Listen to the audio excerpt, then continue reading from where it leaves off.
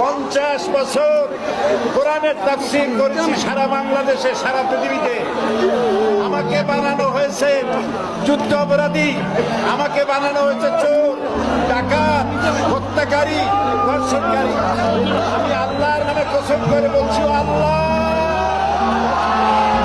তোমার জাতের কসম, তোমার ইজ্জতের কসম, তোমার সম্মানের কসম, 1971 সনের এক ফোঁটা পানি বা কাদা আমার গায়ে লাগে নাই, লাগে নাই, লাগে নাই।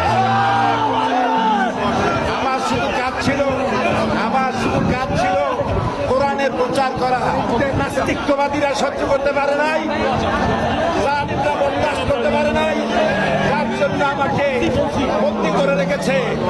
আমি শাহাদাতের তামান্না করি, আমি শহীদ হতে চাই, তবে চোর, ডাকাত ইত্যাদির বদনাম নিয়ে মরতে চাই না।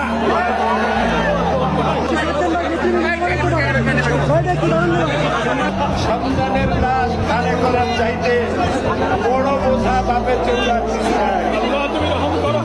আল্লাহ আমার পরিবার টুকরা সন্তান সারা বাংলাদেশের বাইরে কোরআনের তাফসীর করত। আল্লাহ তুমি তাকে জান্নাতুল ফেরদাউস মাত্র কয়েক মাস আগে আমার মায়ের জানাজা পড়াই গেল। আমাকে সময় দিল না। আমি আমার মহিলাদেরকে, আমার মারা গেলেন, আমার ভাইকে সান্ত্বনা দেবো, আমাকে সময় দেওয়া হলো না। আমার কলেজের টুকরা বুলবুল গতকাল চলে গেছে।